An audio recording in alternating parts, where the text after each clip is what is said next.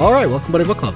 I'm Dylan, here with the man who tells no lies and has the scars to prove it. Keith, what's up, buddy? And I'm joined here by D-Man, the new dad to a witch, or can I say that? I feel like that's weird. A wizard, a witch in the family. Congrats. We took a little bit of hiatus. Well-deserved. Paternity leave from the pod. Unfortunately, I'm not getting any checks for that. But yeah, so I'll be a bit bleary-eyed. And yeah, I apologize for the hiatus, but, having a kid kind of throws you through a loop.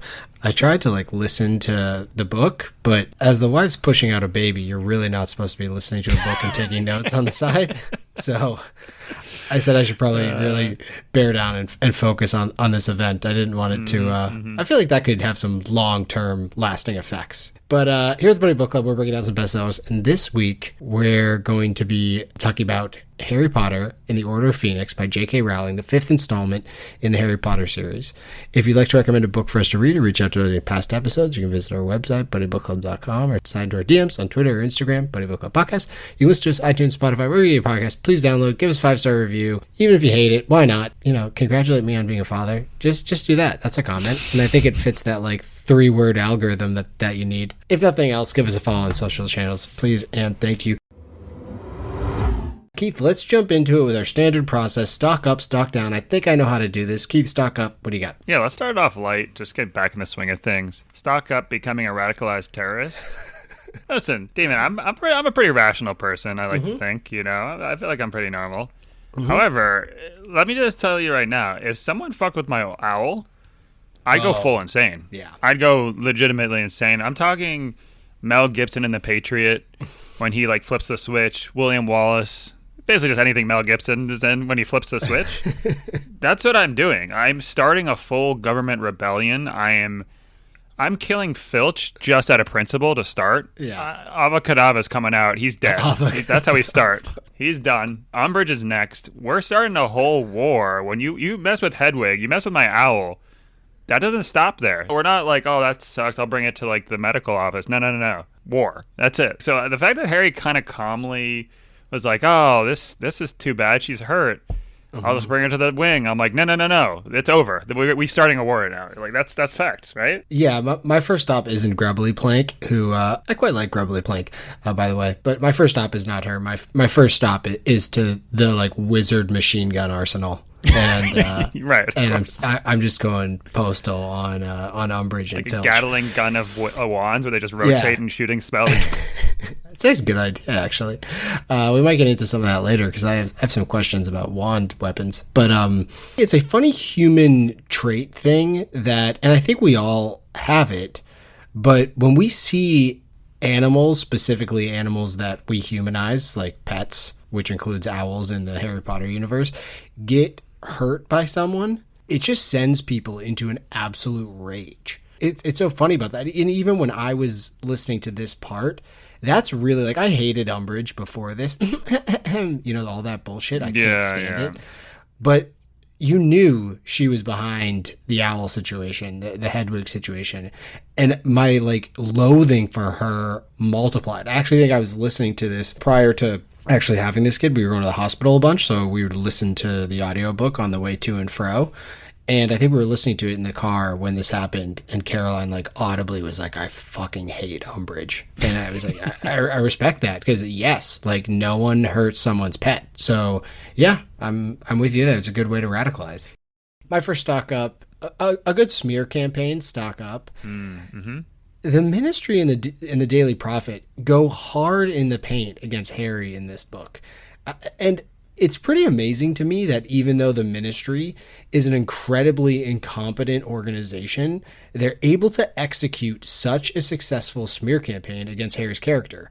And I think maybe that's how some, a government organization, or just the government in general, can maintain its standing but be so terrible, is they have to have a really good propaganda arm. I just think it's so funny that even Seamus, who knows Harry, sleeps in the same room as Harry 180 nights a year, is able to be turned by a couple of things said in the newspaper from some people that have never even met Harry. Wouldn't he naturally think, what's Harry's motivation here? did he just decide that Harry's all of a sudden this arrogant, glory-seeking, vain guy that the Daily Prophet and the Ministry is playing him to be? Because he would presumably know better. I'm having trouble connecting what happened in the fourth book at the end with how this works. Because Harry came back with the Triwizard Cup. Cedric's dead. And they're like, oh, it was Mad-Eye Moody, even though he wasn't there. And then weren't other people in the room when Mad-Eye confessed? Or was it just Harry that was in the room? McGonagall, Snape, and Dumbledore, right? Yeah, so, and isn't Dumbledore trusted? It's just so crazy that the Ministry is able to turn everyone against Dumbledore. I really think the house points is really what it comes down to. Like, 3 years in a row, him being like, and 100 points to Harry for house points. And they're like, God damn it, like, this guy, enough with this. You can't really do that 3 years in a row without ruffling some feathers. But I do agree. I think this book, move over 1984, I think this book is, like, the best usage of showing how a dictatorship comes to power and like how you can turn people against each other and create this distrust and just create this narrative that is false. Everyone knows it's false, but eventually you just start to believe it. So yeah. I think it's a really good job. Yeah. I mean, I agree. I thought in general it was frustrating because we're all Harry fans here. Yeah, but not everyone's there with us in books 1 through 3 and 4 where he's fighting Voldemort. So like you're just like kind of hearing from afar, like, oh, and Dumbledore's favorite gets another 100 points. You're like, you don't really know the context, I feel like. Yeah, and I wonder how much they do know about what Harry was doing in those situations. Because it's like, oh, Harry saves the school again. It's like, come on, this kid can't come to school every year and save it. So I kind of agree with that. And even if they were saying it was a Voldemort thing, it's like, okay, so we've never seen Voldemort, but Harry's seen him and defeated him 3 times. Like, I don't know about that. What else do you have for stock up? Stock up hating house elves. Oh, okay. So you're anti-Aspew. Yeah, the crowd that I think was kind of hates house elves or just at least disrespects them. I'm kind of on their side. Creature kind of just sucks, huh? He's the worst. Like he's just a shitty person. But it's quite the spin zone for Dumbledore to be like at the end. He's like, well, Creature wasn't treated well, so like that's why we deserve for him to kill Sirius. You know what I mean? Like it was just like, huh? Like that's your spin zone. Like yeah, it wasn't Creature's fault. Listen, Hermione and Dumbledore. If you want house elves to be treated like humans and be treated equally, then you need to treat them like humans. You can't just wear kids' gloves around them all the time. Like, oh, well, they're like, they have to be treated differently and they have to be this. If they're being a complete dickhead, you can say this person's being a complete dickhead. Otherwise, you're just treating them like a different thing. Same thing with Hermione. She's leaving all these like hats around for them to collect. She's like, well, I'm smarter than you and I know better than you. So therefore, I'm going to tell you what you need. Yeah. So how is that making them more human? You're literally being like, I know what's better for you. Like, you're treating them inferior, if anything. You're doing worse than what other people are doing. Any of their actions, you're just washing away with like, well, that's okay. They did that. It's like, this is the exact opposite of equality. Yeah, I think Hermione's the classic case of wanting to do good, coming from a good place, but just missing the mark completely with her approach. So she's somewhat forgivable, although I do agree, like when Dobby comes in and says, they don't want to be free. They wouldn't even know what to do. And she's like forcing this freedom upon them. There's a different way about that. And Hermione's going to grow and learn. I mean, we know what she eventually becomes, and I'm sure she takes a different approach to that kind of situation when she gets there. But I couldn't agree with you more on the Creature front, especially because yeah, Sirius was a dick to Creature, no question about it.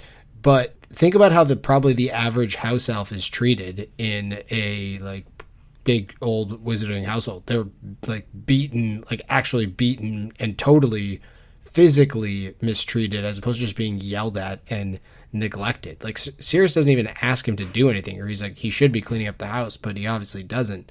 So Creature's just chilling. I agree with you for sure there. And the fact that there's like, oh, Creature wasn't treated well. It's like, what? And obviously Creature likes Bellatrix because she's like a big dark arts person. But I don't think Bellatrix or any Death Eater is treating house elves very well. But maybe they think they deserve it or something. Some sort of like masochism or something. I don't know. My next stuck up and my last actually is guerrilla marketing.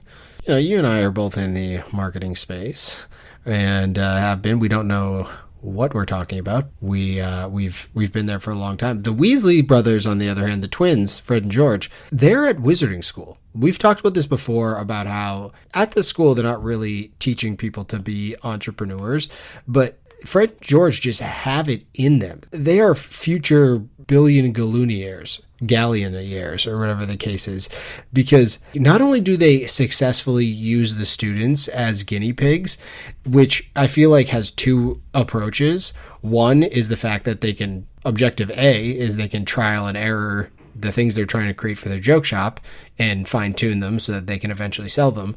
But also it's got to be creating this little communication, this like storyline between the students as to like, oh, I did this and I was puking up blood for 24 hours until I figured out this other. It's like, whoa, what? You can do that? All these crazy stories that are happening. Then like their grand finale before they actually leave school, their grand finale against Umbridge, it was absolutely perfect. It's the equivalent of like a wizarding viral moment.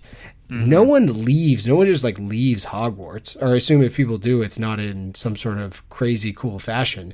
These guys go out using their new fireworks that they've created, blowing them up all around the school, this stuff that turns things into swamps, this amazing moment that the entire school's there. Not only does it work, obviously, against Umbridge, but as they're leaving, they're like, come check out Weasley's Wizarding Wheezes on Diagon Alley. And the entire school is now guaranteed to go. And year after year, this story will be told about the Weasley twins going off against this terrible headmistress they had. And they're going to be like, yeah, those are the guys that own the joke shop. People are like, I haven't been there. So it was just a genius marketing campaign. And I don't even know if they meant it for that, but I do know they meant it for that because they are this next level business geniuses. I like them keeping the little thing of water in the hallway as an homage to them, too. I appreciate that. Yeah, exactly. Another thing, it'll always be there. People, who did that? Oh, these guys that own this joke shop. You got to go check it out. They got awesome stuff. So I hope Dumbledore gave him a graduate degree after. Honorary degree? Yeah, exactly. They went to Hogwarts, graduated top of the class. They were great. We produced that. You want to take credit for that. Yeah, I would almost guarantee that one of them did not get that. Did not get what? One of them probably didn't. Oh, okay. Oh, Jesus. Post-mortem or post, what's it called? Yeah. Post-podopomus? What's the word? Post, I was actually just in my head. Post. It's an H word. Oh, God. I wish I was smart. Yeah. Post-humorous? It's humorous. It's close. It's close to humorous. I'll figure it out as we're going to the next one. Posthumous? Posthumous. There you go. I know there's an H in there somewhere. Maybe there isn't. I don't know. Hip-hop. After they did this, their little act and flew out of there, I don't know what it was about that moment, but I actually got kind of emotional reading it. Obviously, we love Fred and George here, but it was just kind of this fact that I think I got emotional because it's like this journey is starting to come to an end to some degree. I know we have a couple books left, but I think it was like, wow, like Fred and George, they've been a staple of the Hogwarts experience for Harry and us listening, like, or reading it along with him. And now they're not going to be there anymore. And they wouldn't have been there anyways because it's their 7th year. But still, it felt kind of crazy. Like even, when you're in college or something like that, you got friends that are a couple of years older and you're like, have these awesome couple of years. And then all of a sudden they're gone. And it's just like, everything's different, and then you realize like, wow, I only got a couple of years left too, and then I'm gonna have to join the real world. Yeah, I don't know why, but it kind of it hit me in a different way. Yeah, no, I get you. And now we're in that real world. What do you got for Stuck Down? Stuck Down doing chores. I mean, I never liked chores. I still avoid them as an adult. I'm not an adult, really. Chores make me cry like Mrs. Weasley with facing a boggart. Yeah. I'm just not a fan. But let me tell you this, dude, man. If I show up to the Order of Phoenix and they're like, yeah, so this is a club that you're not allowed in, even though you're the only person that's actually faced Voldemort and actually fought him 3 times, and you're the most skilled person, and you actually have any context of how he came back, and you have basically all the data that we need and all the information, but you can't be in, even though you should be in, because you're not old enough. I'd be pissed. It'd basically be like LeBron coming out of high school. His like first 2 or 3 years, he dominated, and then being like, well, actually, the All-Star team only allows people that are 21 years or older, even though you're the best in the league already. It's like, what? It doesn't make any sense. But to add insult to injury is like they get to the place And they're like, all right, so I guess you can't be in this club that we have that's really important. But why don't you just start doing chores? Why don't you just start cleaning everything up? It's like, I'm not a house elf. Yeah. I'm not doing this bullshit. Like, I'd be out of there. I'd be so pissed. I'm like, either let me in your club or I'm going somewhere else, or I'll stay here. I'm not doing your work for you. Like, you do that. You know what I mean? Like, I'll do chores if I'm in the club, but don't make me do that. Didn't care for it. Speaking about chores, it sounds like your significant other might also have this issue. I saw that Instagram post of hers, her car tire that she didn't get changed or whatever. That tire was the baldest tire I have ever seen in my whole life. Like, if you Google imaged bald car tire, you would not find it was one a NASCAR that was that tire. bald. That's what it looks like. Yeah, it's trying to say fast on the road. That's what's the issue. The like fabric that's so deep in the treads was showing through. Wild. It's wild to me. Like, you never looked at it? Yeah, to be fair, like, I don't know any of the adult stuff either, so I wouldn't even have noticed. I'd been like, that looks good to me. That looks fine to me, but it's the issue. Yeah, it reminds me when I was in college, and I'm an idiot too. Like, you know, I'm not picking on her in any way. She's a wonderful woman. But I was in college and my dad got in my car and he was like, what's that ticking sound? And I was like, I have no idea. He goes, I think that's your engine. I was like, oh, all right. He goes, when's the last time you get your oil changed? I was like, what is oil change? That's the one thing I do know. I remember just hearing, like, just try to change your oil and then your car will run forever. And I never check it other than that. So. He legitimately was like, what? I was like, what is oil change? He's like, I cannot believe I raised you. Like, this is terrible. How are you this dumb? Whatever. My first talk down is secrets are no fun. Secrets hurt someone. Dumbledore admits to Harry after the whole ordeal at the Ministry that he's been keeping information from him. And it's pretty important information, honestly. How do you feel about Dumbledore withholding all of this prophecy stuff from Harry until, not it was too late, but until a bunch of damage had been done? I didn't care for it because, especially since it seems like Dumbledore is like, I'm not the type of person to hold your hand and show you how to do everything. I'm the kind of person that's like, I believe in other people, so I'm going to equip them or let them do what they can do. Mm-hmm. So the fact that he was like, I'm just not going to tell you anything, like, against, it seems like what Dumbledore's character would be. So yeah, I didn't care for it. We respect Dumbledore here, of course, but at the same time, you know, he goes through the reasons why he wouldn't do it, and basically it's almost like one of those episodes of a TV show where they just like flash back about previous episodes. There was a Seinfeld episode like this that was honestly terrible. They just like talk about things that happened in previous episodes. Must be I skipped that episode. I've never seen it. It must be like a writer's strike or something. I think like it was episode 100. So there's let's mail it in for this one. So Dumbledore goes through like all of Harry's exploits in the first 3 years, but it seems like once the first year when he has Quirrell, that whole thing, it's almost better when someone has just experienced that trauma to just pile on some more trauma, because it's not going to get worse, really. So you might as well just let him know there that, like, hey, also, by the way, either you or Voldemort is going to kill the other one. That's the situation. Or potentially when Harry continues to leave the Dursleys and it's like, oh, this is potentially dangerous because that's the place he's safe due to this super secret charm Dumbledore put on him. It's like, hey, Harry, I know you'd want to leave the Dursleys and they're terrible people, but I have to tell you this prophecy thing because it's kind of a big deal. Time is against you in these situations, especially once Voldemort gets back. It's like, oh, now this could happen anytime. You know, the showdown could happen at any moment. So it feels like when you do have time on your side, which is early on, you should really get on it and talk to Harry about it so that he can physically and mentally prepare for whatever is going to come ahead.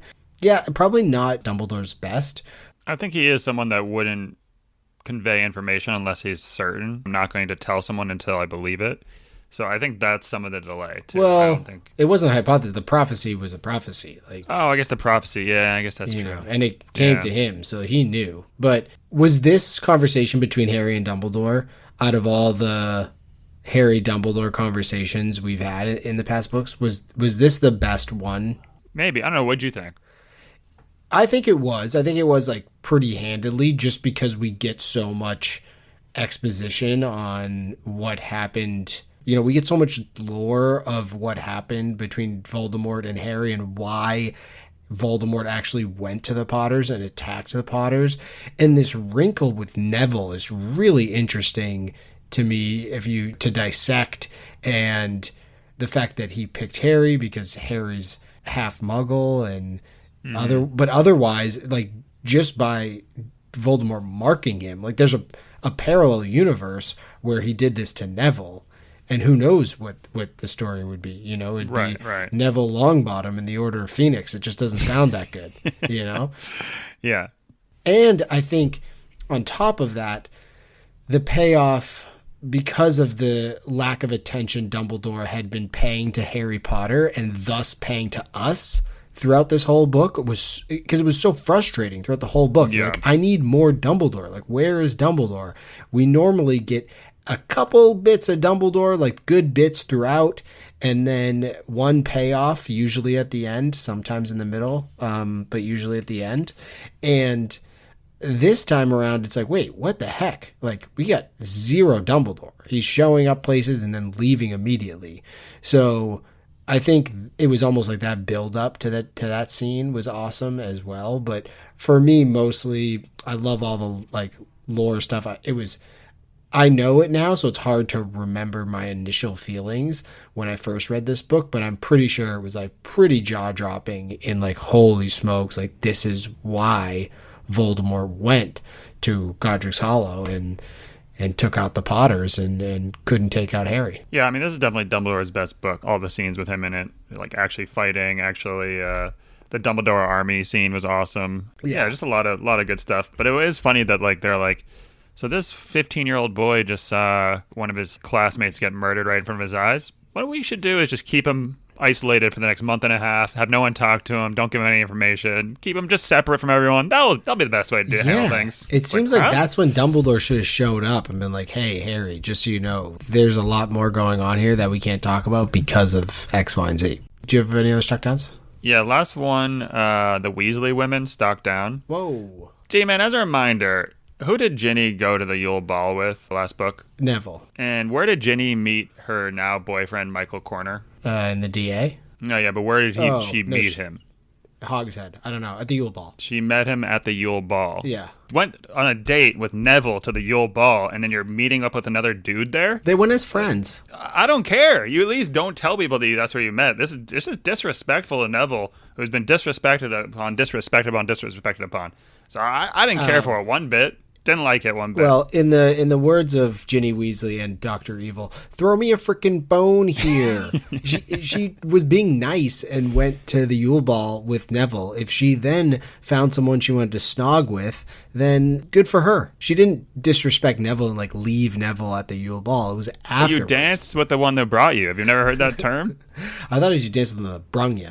Oh, yeah, well, exactly, yeah. Okay, what other Weasley people you have to shit on? But yeah, right now? it's fine. If you're going to do that, just don't say you met him there. Just say I met him after class, whatever. At least it's disrespectful to Neville. Come on, I'm trying to help my boy out, Neville out here. Well, it's kind of funny you say that because a lot of times people will be like, oh, like, how did you and Caroline, how'd you guys meet? And I was like, oh, she used to be married to one of my best friends. Cut that. So... yeah, if I'm with Ginny, I'm with Ginny. Oh, shit happens sometimes. Here we go.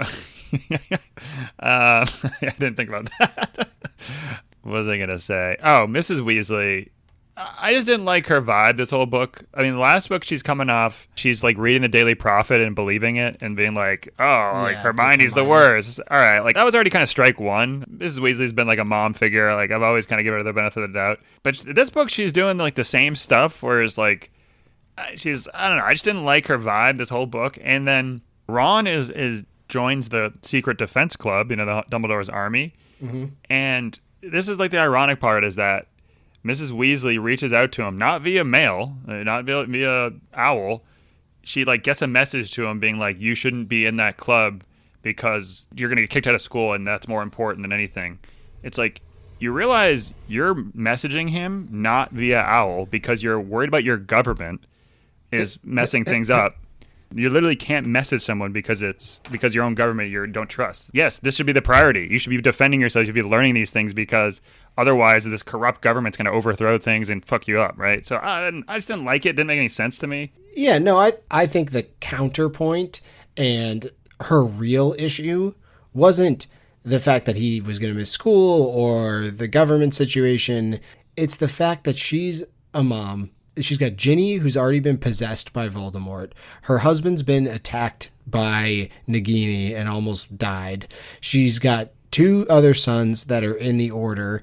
She's got Fred and George, who are kind of loose cannons, and you don't know what they're going to do. So she's worried sick all the time, understandably, which we know from when she saw the boggart, and her worst fear is all of her family dying.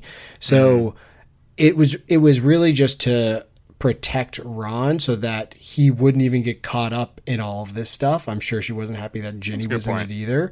It's the fact that now her 2 youngest kids are preparing themselves to fight Death Eaters. Unfortunately, the catch-22 of that is if they don't join, then they don't get those skills. And unfortunately, the world is changing in that Voldemort's back, so everyone's going to be at risk, and you want people to be the most prepared. But I feel like you just want to make sure your kids are safe. And I think for her, the whole thing was just about fear. Yeah. Okay. No, that's a good point. I'll give you that. I got a couple more quick stock downs. The Wizarding judicial system stock down. I mean, I feel like it's been a theme lately. We've talked about it in a couple books. Early on the book, Harry goes on trial for his life, and it's like a kangaroo court out there. The times are changing, the locations are changing, no one's paying attention to the evidence. It just seemed like a terrible judicial system that people are giving you evidence, and they're like, no, it didn't happen, and people seem to be siding with the people that are saying, no, it didn't happen. What? Yeah, I mean, become a radicalized terror. Like I said, this is not the owl thing is the last straw, is my whole point. Is like this is building up. Once you do that one last straw that makes you snap, you got to go full. I'm almost excited it didn't turn into Rambo. And that's where we get our introduction to Umbridge. She starts off with her ahems. It's like, oh my God. And they say she's like a toad-like woman, which is hilarious. And my other stock down is Hogwarts accolades. I'm just not sure about them anymore. Ron's a prefect. Why? Why is Ron a prefect? He's a terrible student, or presumably not a very good student. He copies everyone's homework, and he just doesn't seem to have any of the qualities of a prefect besides like the courageous things he does to help the school. Yeah, I also thought it was funny that Dumbledore was like, by the way, I'm sorry I didn't make you prefect because I didn't want to put more stress on your plate. Then he started crying for that. I was like, huh? That's a weird part to cry about. All the other things, it's like there's so many things that you could like get emotional about, and then he was like, and I didn't make you a prefect, and he started crying. And then on top of that, you get the House Cup, which is the House Cup actually a reflection of which house performed the best throughout the year? And I know this year, I realize that this year's totally fucked with Umbridge giving the Inquisitorial Squad the ability to, give and take points, but it's deeper than that. At the end, when Gryffindor has 0 points left, McGonagall wants to award the DA folks, who fought Voldemort for battling Death Eaters, not dying, and exposing Voldemort. So she gives them 50 points each. That's like 5 Hermione answers in class. It just doesn't seem equitable to me. So they're Shroot bucks. That's what they are. Do you have a favorite chapter in this one? The fight scene with Dumbledore and Voldemort, the first time seeing them 2 square off, and the first time seeing Dumbledore fight. And the first time really seeing an actual duel, or like magic being used in a just like made up on the spot. They're just like going for stuff that's there. It's almost like a video game or something. Yeah, no, I love that. It reminded me of when we saw Yoda fight for the first time. I don't know if you were in theaters for that, where everyone just started clapping. I sure was. I started clapping. I was like, let's go! So did I. Just by myself. Yeah, and it was the same kind of like spontaneity where he's like grabbing stuff from like pieces from the ceiling and like throwing it at him and stuff. It's awesome. Yeah, he's doing like all the flips and stuff. Yeah, exactly. Yeah, the flips are so cool. The theater used to be awesome for stuff like that. Yeah, that movie sucked, but yeah. So I agree with you. That fight was pretty cool. Just seeing the spontaneity of a duel that can happen, grabbing the statues and stuff like that. Super cool. So that was your favorite part. Yeah, what about you? It was probably not chapter 26, which is seen and unforeseen. And the reason why is because I started listening to that chapter, like I was talking about when I was in the hospital when my daughter was born, and we were there for 2 days or whatever, a day and a half. I would like try to listen to it, but as I was trying to fall asleep, but there's all of a sudden a baby crying next to you that you're just like totally not used to, obviously, and people coming in all the time. So I'd be like kind of in and out of sleep. I probably started that chapter over 10 different times and never heard a minute of it. So I have no idea what happened in that chapter, even though I've listened to it like 10 times. So yeah, I would say probably, I'm going to count it once again, like the Beatles medley, like the whole Department of Mysteries fight situation at the end I thought was fun. You see all this cool random wizard stuff that they have in the Department of Mysteries. It felt like we're deep into the wizarding world right now. You know, not only was the actual like Hall of Prophecies like super cool to think about, just like that thing exists and there are these people that, you know, put out these prophecies and they're here. But then from the brains to the veil, like everything was super cool. And that was just like the background to this fight that was happening between a bunch of teenagers and some hardcore Death Eaters that was going on in the foreground. Just love that in general.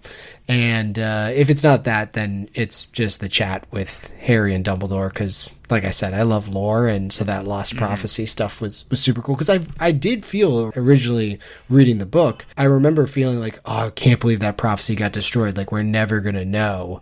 And then when Dumbledore was like, oh, I was there. It was like, yes, tell me more. Tell me more. Right. So I love that stuff. What about favorite character? We get a few. I'm only going to talk about the big new characters. I'm not going to go through the list because at this point of the book, when it comes to like magical elements and spells and characters, there's just like so many that happen in these books. But the big characters we have is obviously Umbridge, new character, Luna Lovegood, Gwarp, I guess, Hagrid's giant brother, Bellatrix Lestrange. I feel like she's been referenced, but this is the first time we meet her. And I added Cho here because although Cho is not a new character, we do spend a good amount of the first like 2/3 of this book with her either present or discussions going on about this, you know, because these kids are now 15 and those hormones are firing and love is in the air. So she takes up a good amount of... It was Luna Lovegood for me, clearly. Honestly, I just liked her. I like her a lot. She's a good hang, I think. Yeah. She's just like kind of has a positive vibe about her. People make fun of her all the time, like right to her face, and she's like, yeah, not a big deal. It's whatever.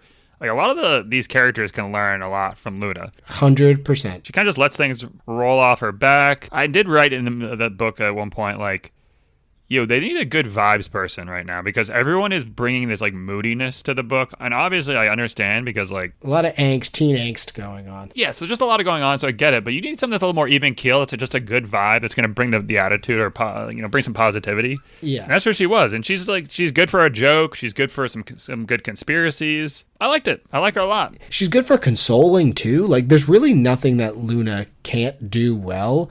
And she reads the room really well. She like reads other people, even though she still definitely goes to the beat of her own drum. There's no question which about that. I like. Yeah, of course. That. She's unique. I think the level of internal self-confidence, and not in like an arrogant way, just in like, I like myself.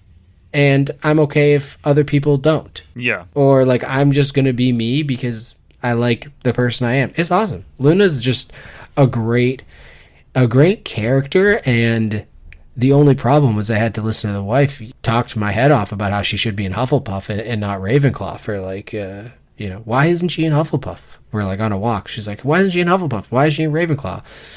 And I think it is a good point because I think she does have those qualities, but she probably put the Sorting Hat on, and the Sorting Hat gave her the choice. She's a free thinker. I think that's why. Yeah, and she's like, Ravenclaws are free thinkers. For me. And they always describe her as being dreamy, which is kind of weird to me because I always think when I think of like dreamy, I'm thinking of like, McDreamy. Yeah. Like, ooh, eyes. Yeah. So every time they're like, and she came with a dreamy look, it's like, oh, damn. So she's got that game too. And they're like, meaning she's like out to lunch. And I was like, oh, all right. Yeah. But the whole Hufflepuff thing I didn't really think about before, but I was like, yeah, actually, that makes a lot of sense. I don't like labeling people. I think they should be whatever house they want. That's what I'm about. I mean, after the Sorting Hat song at the beginning, the only house I would want to be in is Hufflepuff. It's all about how xenophobic these founders were. I had a bone to pick about the Sorting Hat. Okay, you want to pick it now? I mean, the whole thing was it's like, hey, like we can't be separating each other into groups. We got to all come together. It's like, that's what your only job is. That's literally the only thing you do is separate people into groups. So when you're the person that's doing this. Yeah. It doesn't make any sense. He has the whole speech, and then afterwards he's like, all right, Ravenclaw. Yeah, so now we're going to separate people into groups, and you're all different for these different reasons now, and you shouldn't get along. It's like, what? Yeah, it's an interesting point. That's actually a really interesting point. We need to join together. All right, I'm going to sort you. Yeah, now we're going to divide all of you, and you're all special only for certain reasons. This is the only way we're going to identify you moving forward. This story is pretty fascinating, just the idea that he's like, oh, okay, so the founders came in, Gryffindor wanted some brave ones, so he only picked brave people. Slytherin wanted some cunning people, so he only picked the cunning. Ravenclaw wanted smart people, so she only picked... And then Hufflepuff took the rest. It's like, oh, so Hufflepuff's the only good one in this? The rest of you are just losers?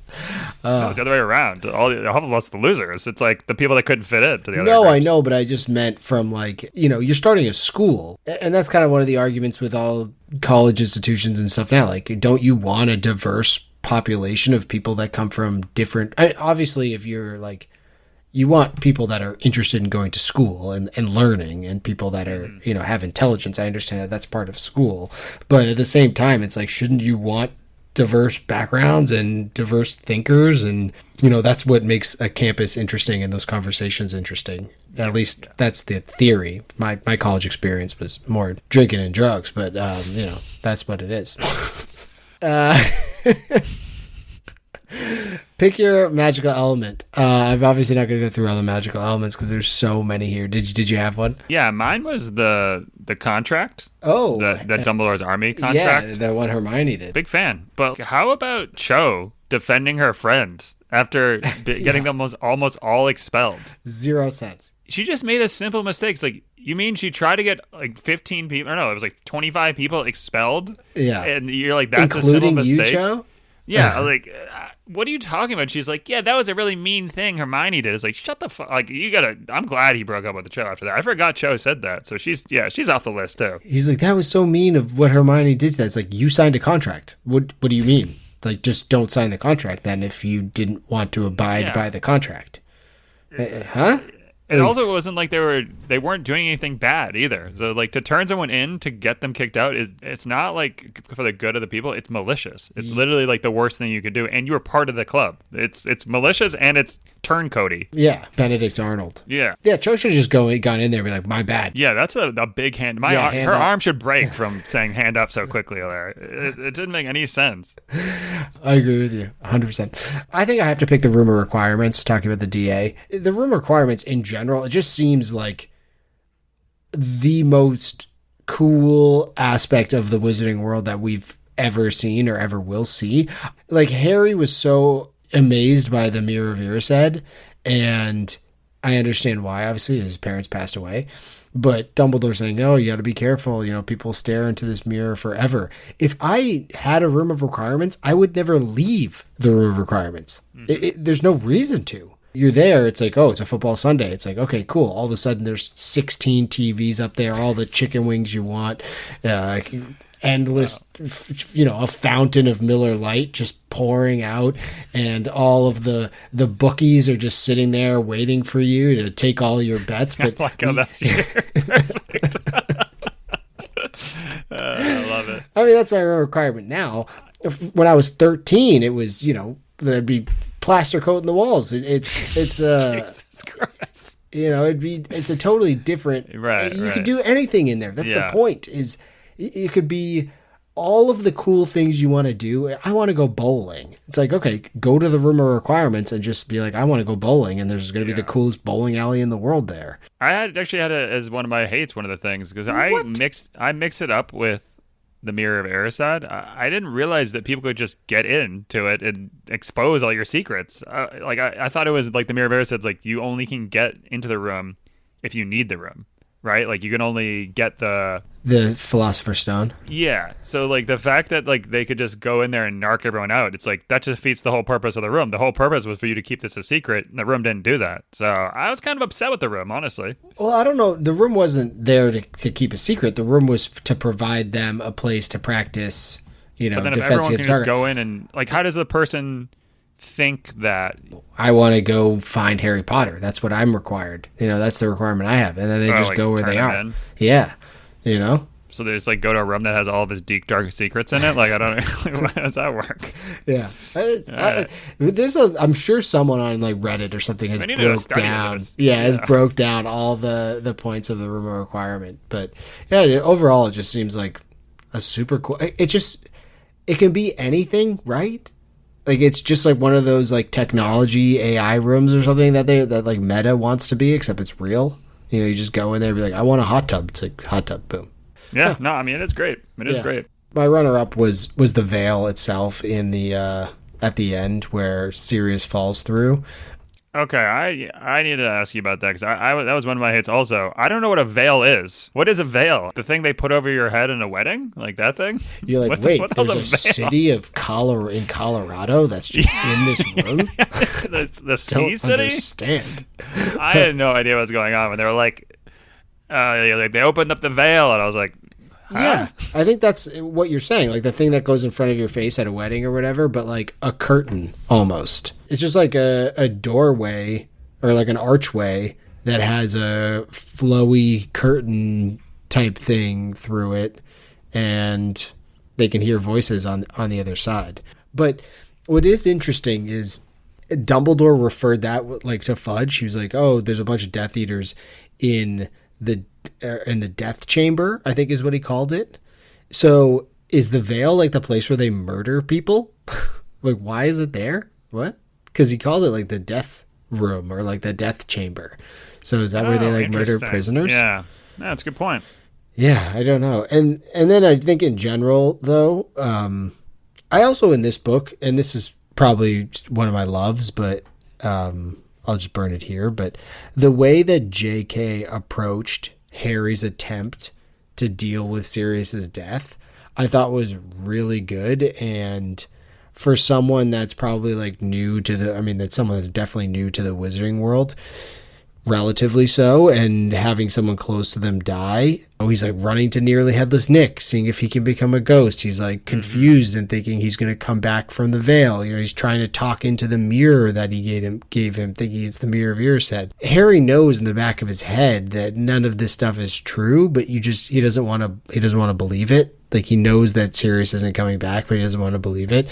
And I thought that like the anguish that he has without it being like so overt, and it just like him bawling his eyes out all the time was really hard to swallow. It was real, like that anguish that is him trying to figure that out and how he's going to deal with that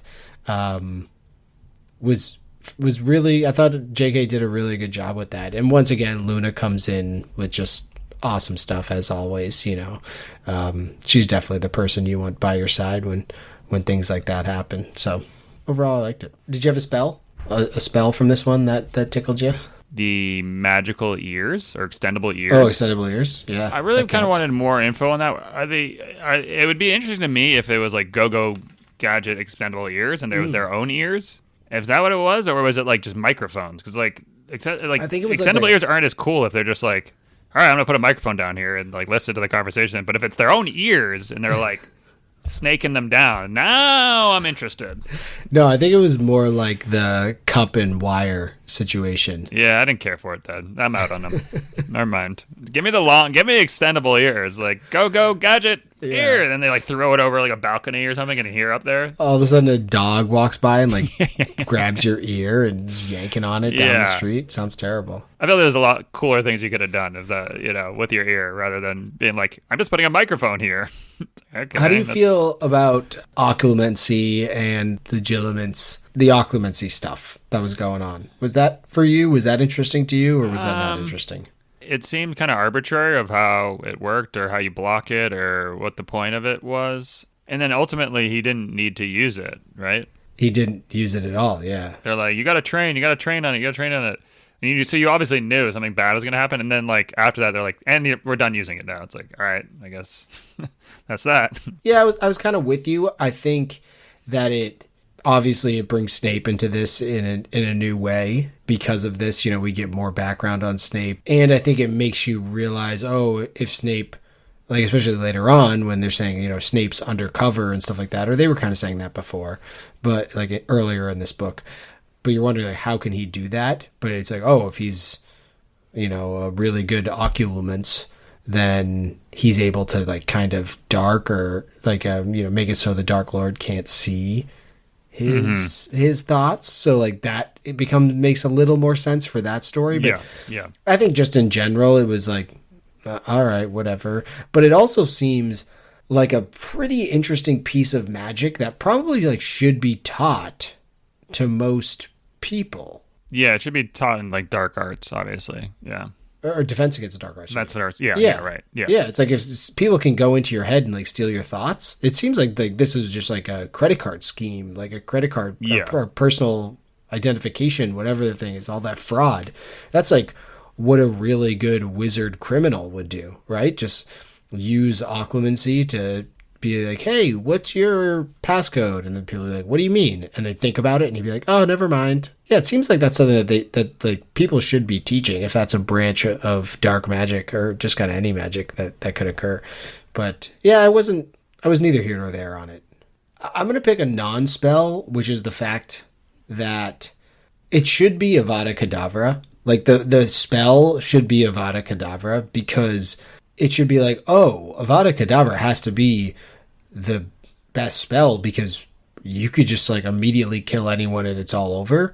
But the Death Eaters, for some reason, in the Ministry of Magic, just, like, don't use it. Like, they keep hitting the kids with, like, leg binding curses and curses that make them giggle and stuff like this, when it's like, just kill them. What are we doing here? Harry tries one of the unforgivable curses, which is kind of just brushed under the rug. Yeah, he tries Crucio on Bellatrix. And it sounds like you need to pull it from, like, deep within your soul to use that spell. So my guess is it's kind of like a video game where, like, you got to charge it up. You can't just be Avada Kedavraing left and right. You have to build up that stamina and get that hate in there, and then be able to send it out. Oh, that's that way I thought of it as. So you're thinking, like, even as a bad guy or whatnot, you can't just, like, be throwing Avada Kedavras out there left and right. Huh. So I think you also have to have, like, extreme concentration, and, like, certain spells, it's like Lumos is like, yeah, whatever. I like the way you said that, like a video game situation where it, like, charges up over time or whatever, but you can use, like, the little curses. It makes me think of how a wizarding battle would go. Talking so the strategy before technology. Yeah. So if there was, like, if you can't Avada Kedavra people, you need that Gatling gun with all the wands in it or something like that.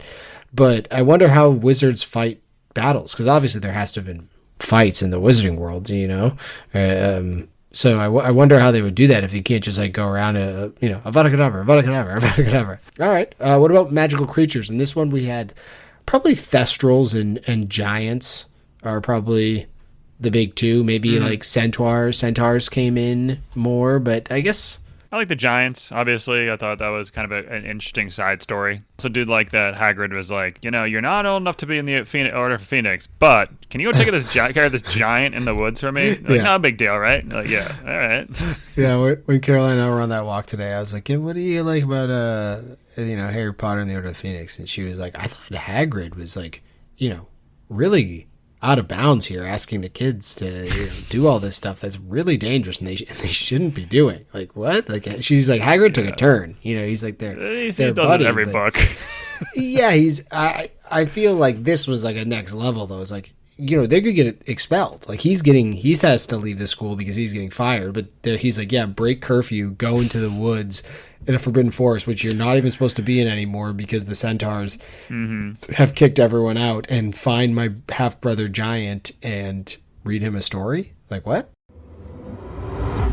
All right, let's get into some love-hates. What did you love about Harry Potter and the Order of the Phoenix? Every McGonagall-Umbridge interaction, just eject that right into my veins. I loved it. Just great. McGonagall does not fuck around with anyone, does not take that shit from anyone.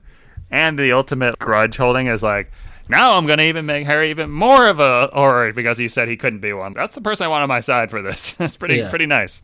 But then she didn't do anything. I was like, set up a plan now. What are you how are you going to help? How are you going to help Harry out? Yeah, good point. Help him for his CV. Yeah, that's a good one. That's a really good one. I didn't even think about that because all those interactions, you're like, McGonagall's going to come out on top, and she just does not give a shit about Umbridge, but she does just enough where it's like because she can't go anywhere. Dumbledore's probably told her like, hey, Minerva, like you gotta at least stay chill because I'm out, so you got to do something to make sure you can't get out of here because we're losing allies real quick.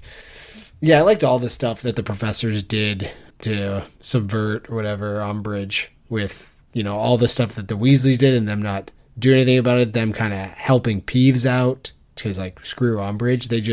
They know the castle's not going anywhere, so it's like, hey, let's make her life terrible as a headmistress and, we'll just live on with our lives. I'm going to say getting some of Snape's memories. I loved that stuff because it's not like lore necessarily, but you do get a lot of history of why Snape is the way he is, why he treats Harry the way he treats Harry. And it seems like it was just because James Potter was an arrogant, bullying toe rag. Those are Lily's words, not mine. But I know that was like a kind of a part. There was like a couple chapters in there where Harry was like, "Wow, so my dad was just an asshole." And Sirius and Lupin were like, "No, him and Snape just like had it out for each other. It's like since the jump." But his dad even says, and this is what Harry says, is like he said he just wanted to bother him because he's alive, like he's breathing. It's like, because he exists, is what he said. Like, because he exists, we should bother him. It's like, oh, his dad really is just a bully, right? Yeah. I like that they made it so he had his parents as these, like, perfect images in his mind. It's almost good. It's like, everyone's human. He wasn't that great in school, but then he grew out of that. Like, he made mistakes, he learned from it type thing. Where Snape hasn't. Snape still is a fucking piece of shit, so less so much on Snape. But. Yeah, interesting. That's probably accurate and fair, because if you just took something that I had done in the past that I'm not proud of, that I'd done when I was in middle school or high school or something like that, and showed me it or showed someone in my family, and they're like, wow, Dylan's just like next generation. The worst. Yeah. And like, wow, he's a terrible person. But, that doesn't make up who you are, and you can grow out of that. We're all human. Everyone makes mistakes. Yeah. It's good. Yeah, it's good that as long as you can grow from it, I did like how they were like, Harry, he was like 15, and Harry's like, I'm 15, and I'm not a dick. Yeah, like, that's a good point. It's a good point. What else do you love? I just had down, hey, Zachariah Smith, get fucked, bud. I don't know what the remember the note was, but I didn't like him. I just got the hiccups now. Damn it, you gave me the hiccups. Zachariah Smith was the one that was talking shit to Harry the whole time at the DA and being like, we're not going to... Fucked, bud. Either way. I think for this story, the whole time at the beginning, we're seeing Harry being like easily annoyed at people and just having a really short temper and this darkness about him that we hadn't seen before. And it was kind of here and there and definitely wasn't explained. And you just thought like, oh, Harry's a teenager, like that's kind of going to happen. But then at the end, when it's like, oh, this is just a little bit of Voldemort coming out in him. You realize, holy smokes, like this connection is more than just their Phoenix Core wands. Like when Voldemort cursed him, that he left a piece of him inside Harry, and it's just like creates so much more interesting stuff down the line. And then it also explains some of these moments when he had these like bouts of jealousy and all of these things that are natural for us. So that we're like, oh, okay. But it just seemed a little off for Harry to go that far. And now we kind of know why. At least that's how I read it. Maybe it was just Harry. I thought it was him just not being able to process grief, and he was just like, and no one's helping him with it, so he just kind of was having these outbursts because of that. He was like super upset with Hermione and Ron when they were like not giving that information. I was pissed too. I was like reading that, being like, I just saw someone die. What's going on here? What about hates? Does no one care what people are chanting at the stadium, or have like not? Do they not have ears at the stadium, or do they not? Do they not have eyes? Like it seems like things will happen to the stadium. Everyone's aware of it, and then like a fight will break out, and they're like, "How did this happen?" It'd be like turning on the Pistons fight where they like go into the stands, and start fighting them, but just being like starting it with them fighting in the stands. It's like you didn't see any of the lead up and any of the stuff that happened before that, or any of the other things. No, so I feel like it's just kind of a little disingenuous, especially from the teacher standpoint. Yeah, it seems kind of interesting that I assume that J.K. took this from the like real big soccer chants and soccer rallies that occur in in Europe, but it feels like at a school there should be some sort of limits to what you can do. But at the same time, the Triwizard Tournament, everyone had pins going around saying Potter sucks. The whole Weasley situation. It seems like that's really bad sportsmanship and potentially could make someone go crazy if you're just doing that to a student over and over and over again. I also have a quick bone to pick with that because Malfoy, the first match, when they do the whole Weasley thing, but then Harry catches the snitch, Malfoy's like gloating about or talking shit to Ron. It's like, Malfoy, you just lost. Like, no one just says to him, like, buddy, you just lost. Like, Harry just turned around and beat you to the snitch. It doesn't matter. I can let in 14 goals to and we can score none, but it's all going to depend on you. And once again, you blew it. Yeah, you choked. You're terrible. Yeah. Especially after you win, would anything bug you? I would like not be offended. I'd be like, bro, you're so bad at this sport. Like, you know, like there's nothing that would really get under my skin after I beat someone. Yeah, if I had a really bad game, it would definitely bother me. But at the same time, we still won. So right. I'm gonna laugh in his face and say, yeah, sorry, you know, you suck. But and I know Madam Hooch wasn't there, and I know the whole thing was once again like an Umbridge ordeal. But the stuff that they were saying, none of the other professors like come and stand up for Harry and the Weasleys. The stuff they were saying, they're talking about Harry's dead parents, and I know physical violence isn't the answer, but oh my god, you can't say those things. My first hate is it has to be Umbridge. I mean, Umbridge has to be the number one hate for sure. And it's a different kind of hate than normally because I don't hate this book because of Umbridge, but I kind of do. It's like a weird relationship that we have. I just think that she might be the most despicable and hateable villain that has ever existed. I also think her punishment wasn't enough. I kind of wanted the Game of Thrones, like the shame woman in like the little thing, the torture chamber, and leave her there for years and years and years. That's what she kind of deserved. Yeah. So I needed a little bit more. That would have been more satisfying where you like just get her running away. I'm like, that's it? Yeah, like she should be brought up on charges of child abuse. Yeah, for sure. Know, like at minimum. Least. Right. Attempted murder. She sent 2 Dementors at Harry. Oh, yeah. She admitted to sending the Dementors at Harry. She used an unforgivable curse on him. Like, what's the punishment for using an unforgivable curse? Well, did she use it or did she say she was about to use it? I don't remember. Either way, she's just so despicable. Every time she does her ahem, and like her like, I know best. She's just such a unique and hateable villain that it was so good. Like, I love that JK was able to create this character. It made this book sometimes worse because she's in so much of it. And every scene, I'm just like angry at Umbridge that people can't just do anything about it. And she's this dictator at Hogwarts all of a sudden because she has, the minister's blessing, which also makes no sense. So, yeah, it's an interesting hate. Definitely one of the top villains in my mind in anything I've ever read. You know? Well, the only person that's more of a villain than her is obviously Percy. But yeah, other than that, Yeah, I mean, well, yeah.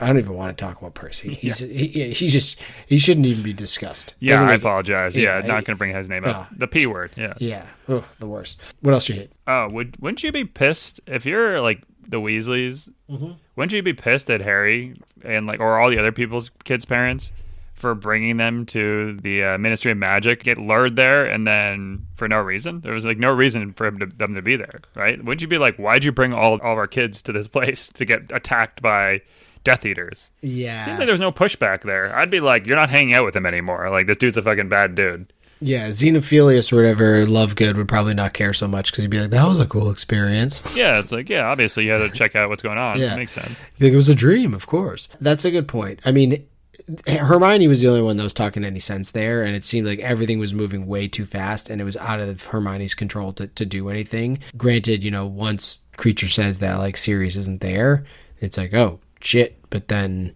I don't know. It seems like they should have been able to do something, but they couldn't. They couldn't contact anyone from the Order, so I get it. And if he had already seen Ron's dad get killed by a snake, and then all of a sudden he's seeing Sirius about to be killed by Voldemort, then, I feel like they had to do something. So good on those kids for going. I would have been like, yeah, actually, you know what? I can't make it right now. I've had the runs nonstop, and I feel like I can't do that. So I'm gonna have to sit this one out. I already talked about Dumbledore not being a character really, but then it kind of all makes sense at the end, so it's not really a hate. But the only other thing I really hated was Jim Dale's Bellatrix Lestrange or Lestrange accent. She's like, she goes super French with it.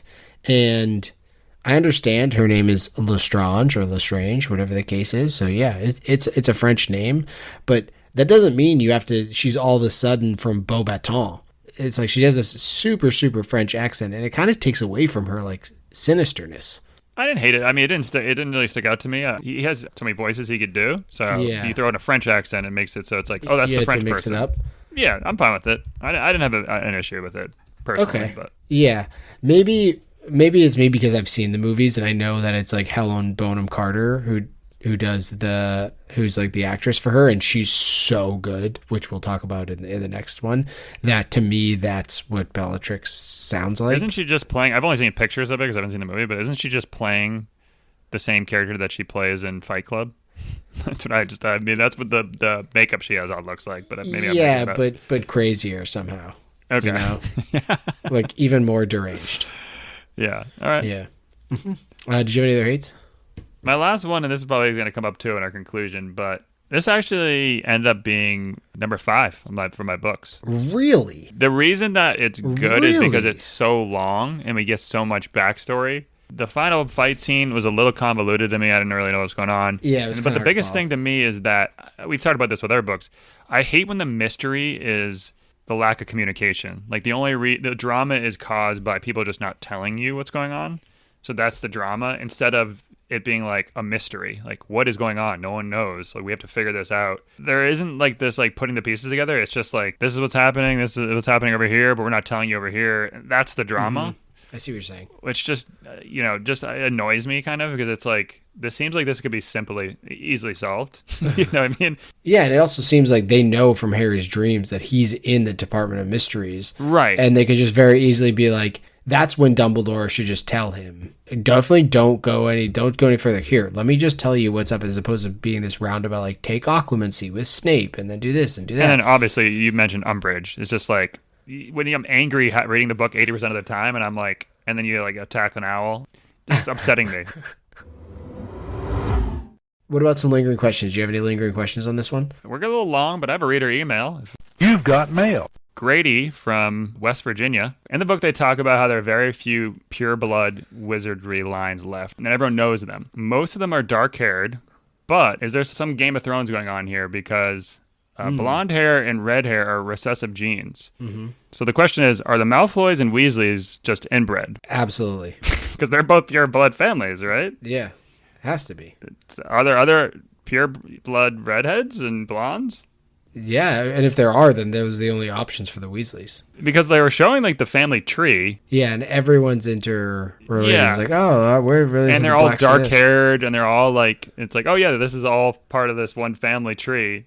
It's also like, I wonder if there even are like, they might just say they're pure blood, but if you go back down the line, it's probably like hard to actually. Yeah.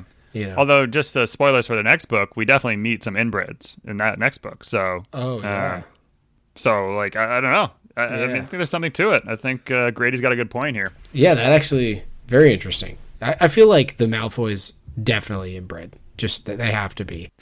But the Weasleys feels like even red hair is even more recessive gene. So yeah, I don't know. It's a really good point. It's a really good point. Okay, what about lingering questions? Did you have any? I didn't have any. Okay, I got a couple. There's an Easter break. They talk about Easter break. Why? Why is there an Easter break?